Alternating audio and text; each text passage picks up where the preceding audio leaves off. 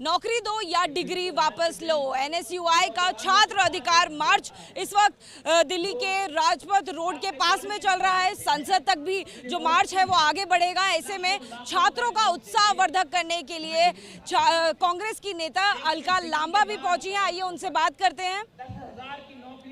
Ma'am, छात्र जो है बड़ी संख्या में आए हैं, एक कारण कि आप भी यहाँ पर आई हैं और छात्रों का इतना उत्साह आपने वर्धन किया है क्योंकि इतनी बड़ी संख्या में एनएसयूआई का जो प्रोटेस्ट है काफी लंबे समय के बाद देखने को मिल रहा है। देखिए, राहुल गांधी जी के निर्देश पर एनएसयूआई, जिसकी मैं पूर्व अध्यक्ष रही हूँ राष्ट्रीय, उन्होंने देश के युवाओं से आह्वान किया छात्रों से कि भारत की राजधानी दिल्ली की तरफ कूच करना होगा, छोटी सरकार को जगाना होगा। वो सरकार अपने वायदे भूल गई, ये सब जान रहे हैं। हर साल 2 करोड़ नौकरियां, 7 साल में 14 करोड़ नौकरियां, उल्टा हो क्या रहा है, नौकरियां छीनी जा रही हैं। छात्रों ने ये कह दिया डिग्री को कोई मायने नहीं है, अगर ये डिग्रियां हमारे ऊपर बोझ हैं और हमें रोजगार नौकरी दिलाने में कामयाब नहीं है, तो वो प्रधानमंत्री जी को अपनी डिग्री वापस लौटाने के लिए भारत की राजधानी दिल्ली में देश के कोने कोने से आए हैं।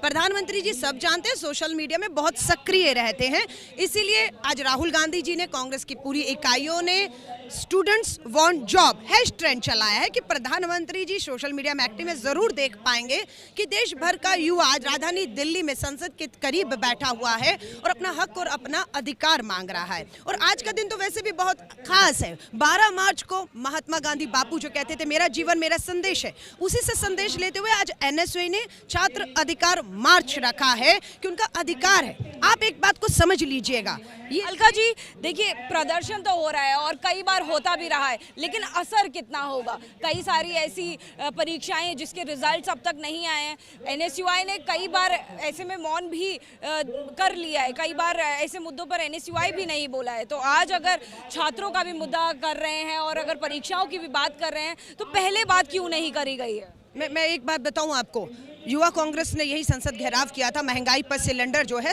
900,000 पहुंचा। हमारे लिए महंगा था वो, क्या यूथ कांग्रेस के लिए महंगा था? नहीं, पूरी देश महंगाई से त्रस्त है, ये उनकी मांग थी।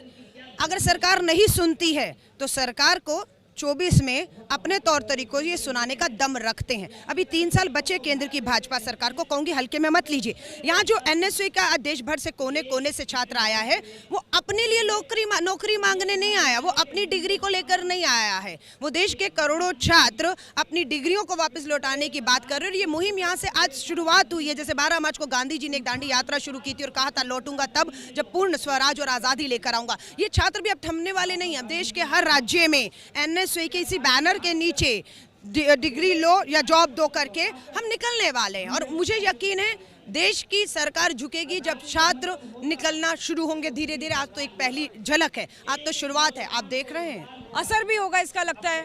देखिए, असर नहीं होगा तो नुकसान किसका होगा, ये मैं आपसे पूछना चाहती हूँ। असर नहीं होगा तो नुकसान इन्हीं का होगा, और अगर इनका नुकसान होगा, इन्हें बेरोजगार रखकर अगर सत्ता को ताकत मिलती हो तो शायद ठीक है, लेकिन इन्हें कमजोर रखकर देश को ताकत आप नहीं दे सकते हैं। ये हमारी नींव है, ये युवा हमारा भविष्य है, ये नींव है। इस नींव को आप बेरोजगार करके खोखला कर रहे हैं। संसद तक भी आगे कूच करने वाले हैं? बिल्कुल करेंगे, डर के मारे तो हमें पता है कि आज संसद शायद स्थगित कर दी गई है, संसद में कोई है नहीं, पर प्रधानमंत्री जी सोशल मीडिया में सक्रिय हैं, बंगाल असम के चुनावों में सक्रिय हैं। ये आवाज़ उन राज्यों तक भी पहुंच रही है जहां पर चुनाव है, वहां का छात्र बताएगा। 2 मई को बात करेंगे आपसे। तो देखिए, ये आवाज वहां भी पहुंच रही है जहां पर चुनाव है, यानी कि बंगाल के, असम के, केरल के चुनाव की का भी जिक्र है। और इस भीड़ के जरिए, एनएसयूआई के कार्यकर्ताओं के जरिए कहीं ना कहीं एक संदेश देने की ये भी कोशिश की जा रही है कि अब एनएसयूआई और कांग्रेस जो है वो पूरे बलखल के साथ में मंच पर और इसी के साथ में ग्राउंड पर उतर गया है। और अब ऐसे मुद्दों पर, यानी कि नौकरी को लेकर, अब मौन नहीं रहने वाला है क्योंकि असर अब चुनाव पर भी दिखने जाएगा। कैमरा पर्सन भूपेंद्र रावत के साथ अजादिका सिंह, एबीपी न्यूज, दिल्ली।